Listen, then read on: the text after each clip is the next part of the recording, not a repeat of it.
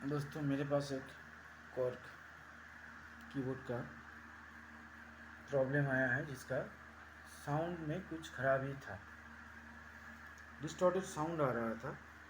तो मैंने इसका ये देखिए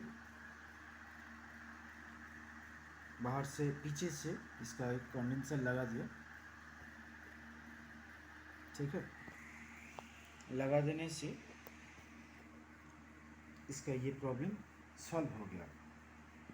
आप इसको ऑन करके देखते हैं, साउंड सही है कि नहीं है, ठीक है।